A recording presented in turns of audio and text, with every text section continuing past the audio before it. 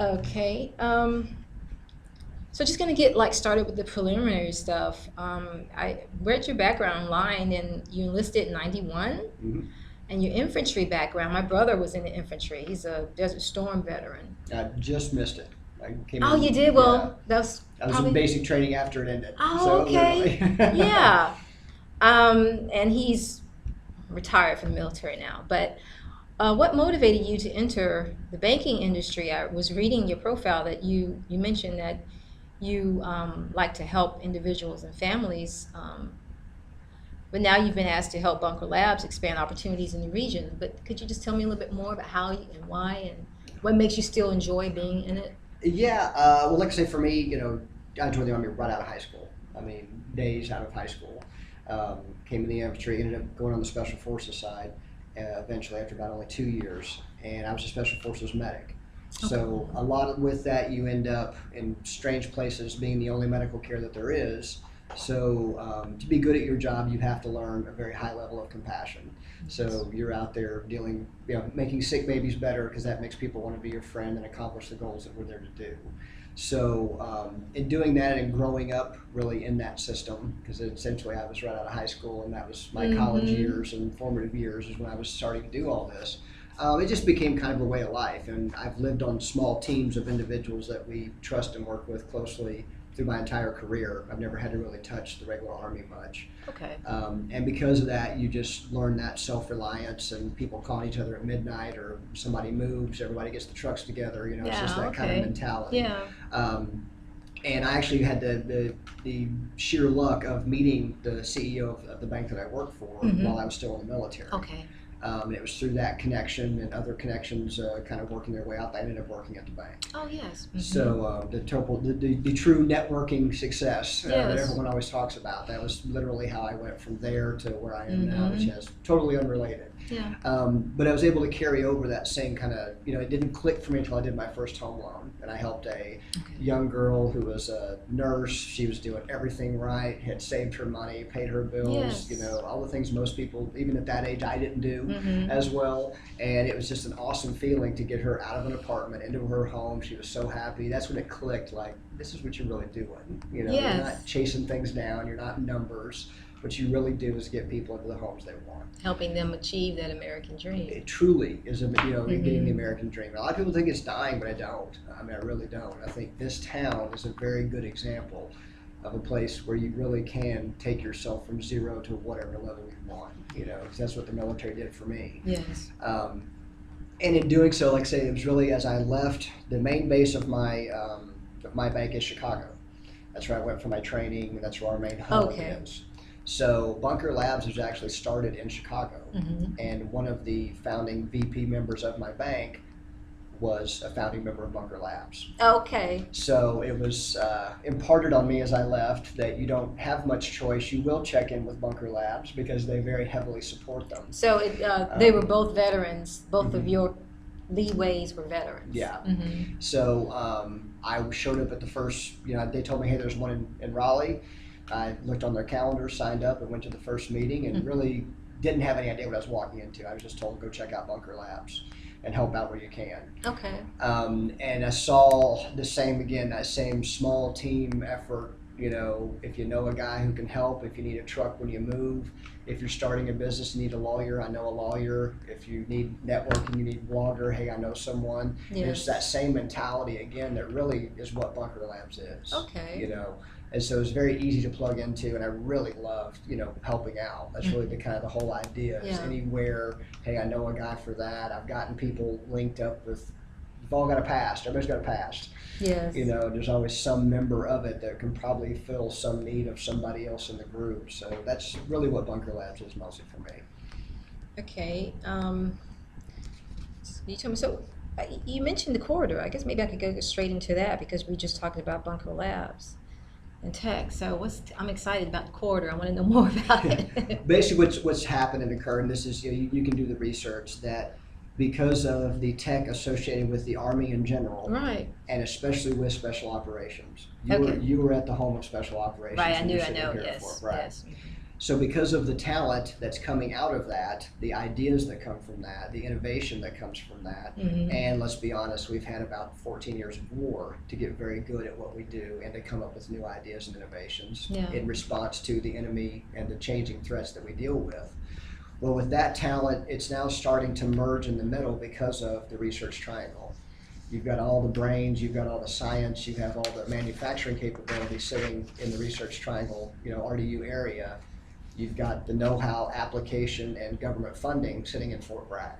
Right. Now they're starting to become a military-industrial corridor between the two, where there's a lot of sharing of ideas, we've both realized each other and reached each other's value and how we can add to it in both a business and in getting the job done sense. Right, okay, so how far along is it? I mean, it's pretty well established. There's a very good connection between Fort Bragg and RDU now.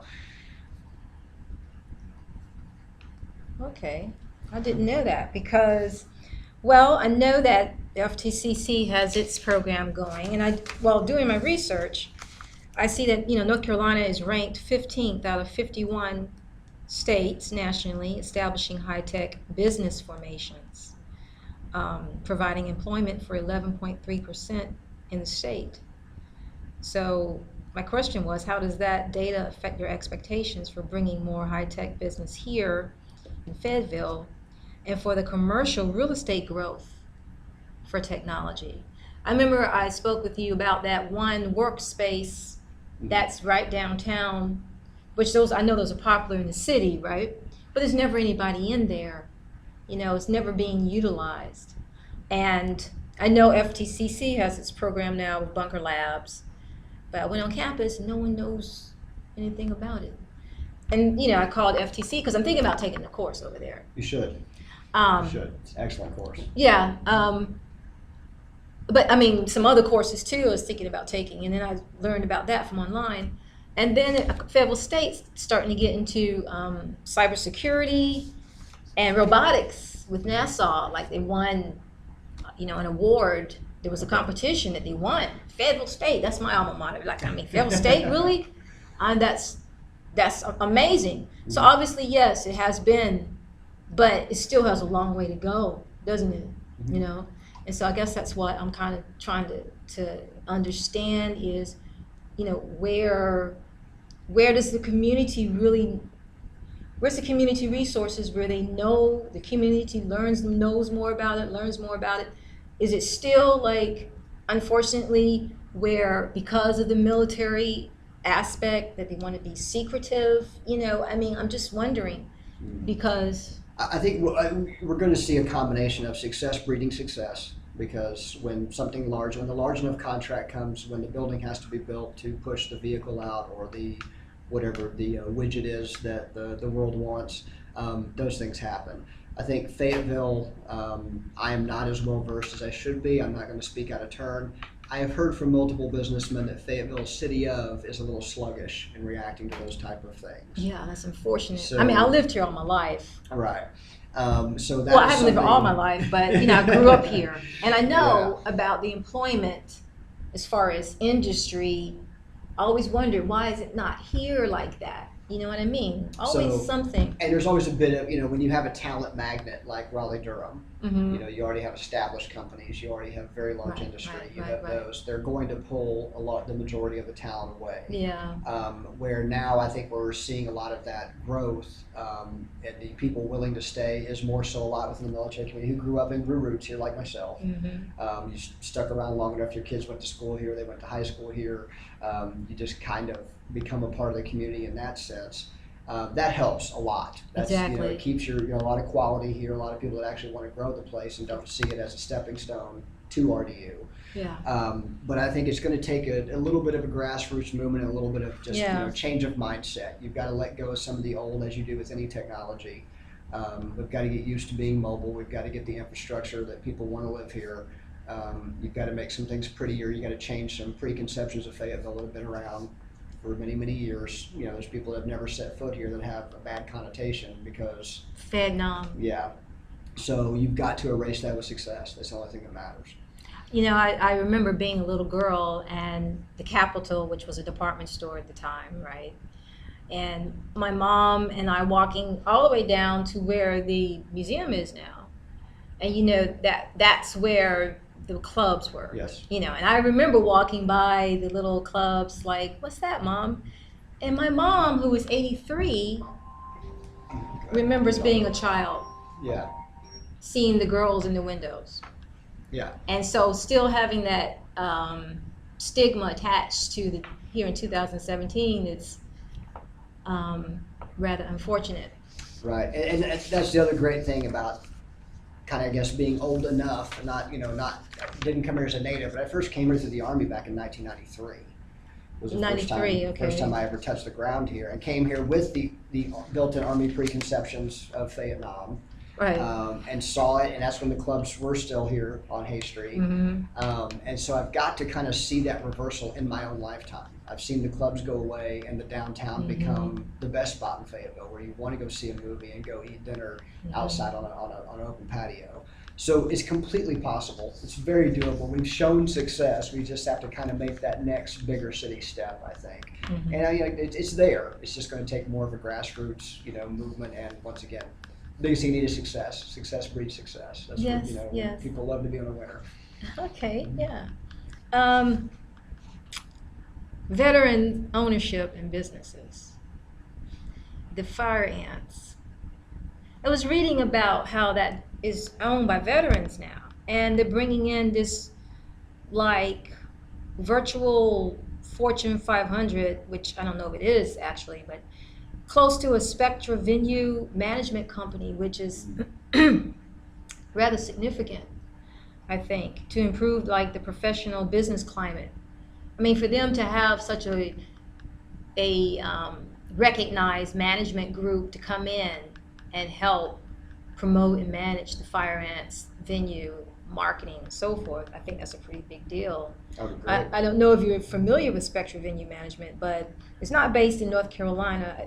I don't know if it's based in Chicago or not, but how much do you work outside of Bunker Labs with groups or individuals like that that help promote veteran ownership and bringing in more partnerships to the area? Like I say, I just try to keep an ear to the ground. Like I say, Okay. my other community organizations, I touch into the chamber a little bit. I'm not a member, but I do, Okay. touch in there occasionally on events. So talk what about those advice would you give then of veterans besides Bunker Labs? Is anything else that you're engaged in, that you know about, that you use for,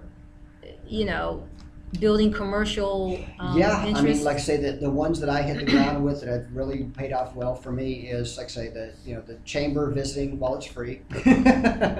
I have joined a B&I, Business Networking International group. Yeah, okay. I'm a member of the local Kiwanis.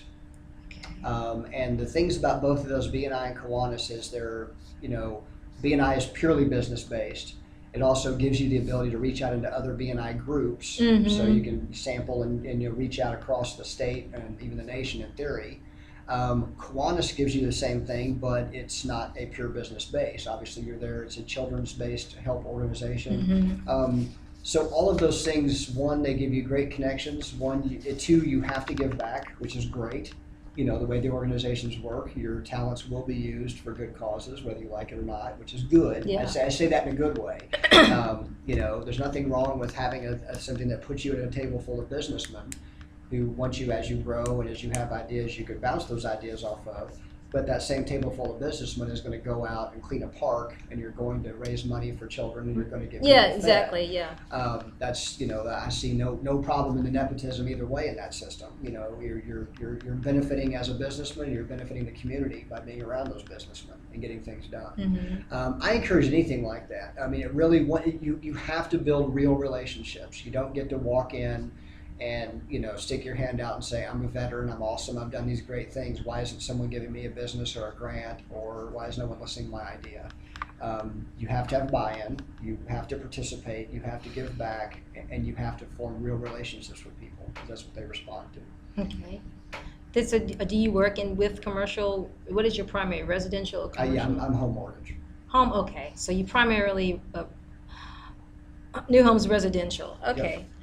So like with Bunker Labs, I was thinking more like you were more involved also with the commercial aspect. No, like I said, now what I have done, once again, it's just, it really is a network. I've been able to connect one company that probably would have just floundered. Okay. They didn't understand their own product. I reached back into my old life, which was, like I said, on the special operations side, and got them in touch with the right people that could turn it into a multi-million-dollar business. So you actually do more than just. Yeah, like that was strictly friend-based, seeing a need, understanding what that need was, knowing I had the answer for it. Mm-hmm. The people who had the plugins on the other side, Okay. they had a great product, they didn't know how to get it out. I know the guy who knows the people to get it out. So we made those two in the middle, and we get things going. I had a great experience the other day, strictly on LinkedIn. A guy just did a shout out on a special forces only site. Hey, I've got this idea. Does anybody know anyone that can help me develop it? And this is a nationwide site. I had no idea. I wrote him back and said, have you looked at Bunker Labs? And he mentioned, well, I've been to the one in RDU. We started talking, realized he's right here in town. And I set him down with Brad Leinhart, who then got him a lawyer, because we both looked at each other and said, he needs to patent this quick, or else this will go south. Oh, and that's someone will steal wonderful. it. Absolutely. That So- happened to me. Yeah. So Brad looked over and said, yes, call this lawyer. That's the kind of thing that really... Looking out for each other, helping each Bunker Labs, other. that's what it really brings. I mean, I didn't go there with any expectation I was going to make, I was going to buy people were going to buy 6 homes from me. I knew better. Like I say, I'm what they call an entrepreneur, because I have the entire backing of a company behind me, but every bit of business I generate is done on my own. So I do all my own marketing. They pay nothing for that. So everything I do is me starting with a cold call to a realtor, or getting into a B&I group and saying this is what I do, or just becoming a name in the community as a guy that you go to for your home loans. So all of that is strictly based on me. So the more things I can touch, the more ways I can reach. In my case, I'm a 50-state federal lender. Okay. So I've closed loans in Texas and Virginia. Strictly a friend of mine knows I do this. They know I'm going to take care of people. They know the way I work, my integrity, the way that I do business. And they're like, hey, you need to call Kurt, because he'll give you the straight deal and he'll get you taken care of. And that's how we get things done. Okay, wonderful. I guess I was kind of basing some of my questions on the fact that I thought that maybe you were involved in commercial real estate too. So Yeah, I have the reach. I've done connected to commercial deals, but I really just kind of act as the initial catch, making sure it meets qualifications, and then I pass on to our commercial division to actually process. I'm really interested in what you touched based on. I guess this may be kind of like our last few questions, because I know you don't have a lot of time, but the grassroots approach and trying to change the mindset and improving the infrastructure. There's some areas right out around town, right outside of downtown, right? Some of them are in the predominantly, traditionally, well, they're historic areas, right? But now they're not predominantly white anymore. They're more predominantly African American. And, they did that big project where they had all the public housing over there off of Campbell Avenue, right? Where they Habitat for Humanity came in, and it looks totally different. But there's still some little areas, little spots there that still very, very run down and impoverished. How can you get people more motivated, even like with the former industrial area where the railroad tracks are there? I think Highland has some business still going over there, but it's not, of course, there's no industry going anymore. Nothing's really coming through on the tracks except maybe, once a day. But it still looks deserted, is the point I'm trying to make. Empty buildings, big warehouse buildings that obviously were there for a reason, and now they're just sitting there empty. What ideas, or, I'm Well, that's the multi-million-dollar question. I guess any city of more than 100,000 people wants that answer.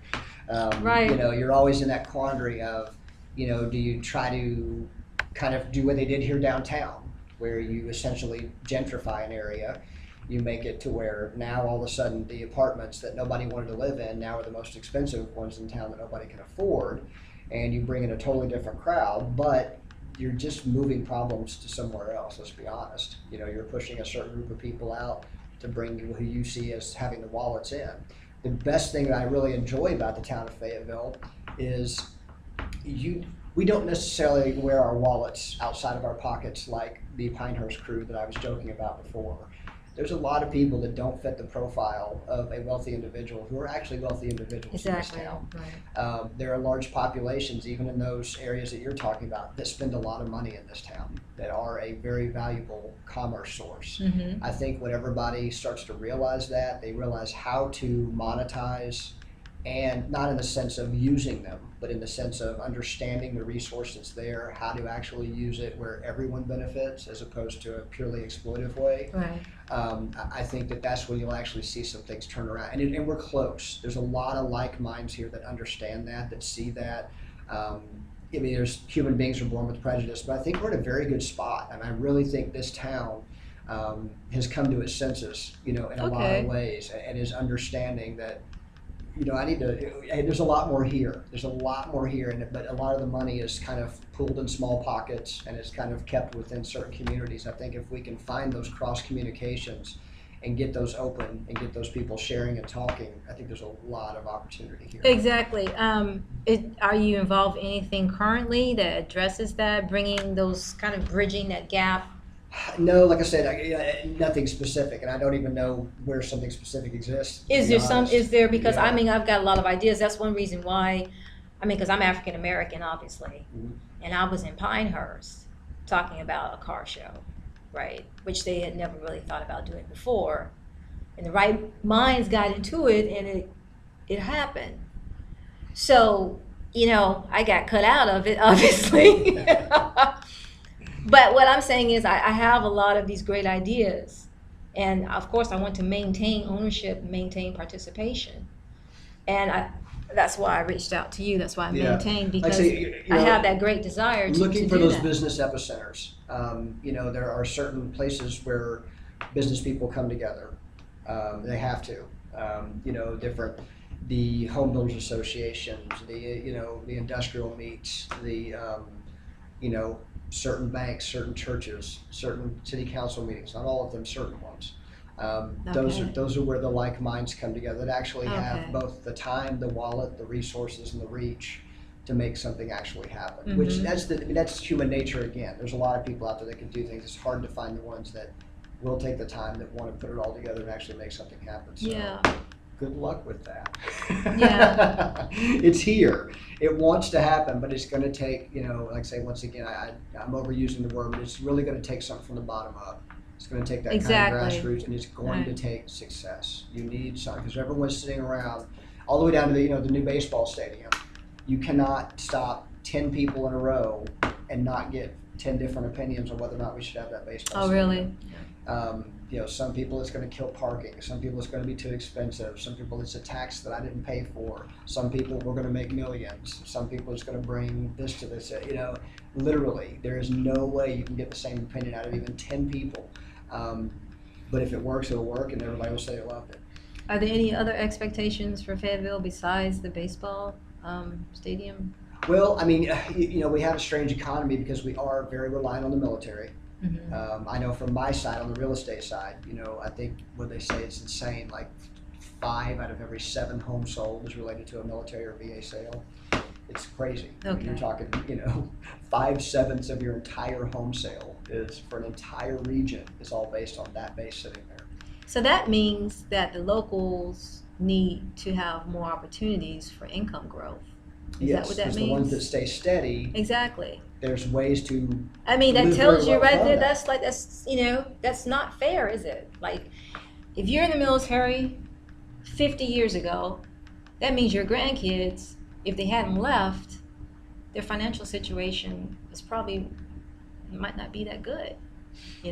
Might be. But like I said, this is a strange town in the fact that I think that you can follow the same model that got you here. It can get you out, or it can bring you up. Okay. But like I said, it is, and we have a strange. There's always a love-hate in that. When that a lot of your livelihood is wrapped up in that. Of course, you're nervous with every ruling that comes, or every time they're going to cut troops or increase troops, and people roll the dice on their entire establishments or business models. Still focused on the military. Some of those things. What the military does is and still dictates what you're looking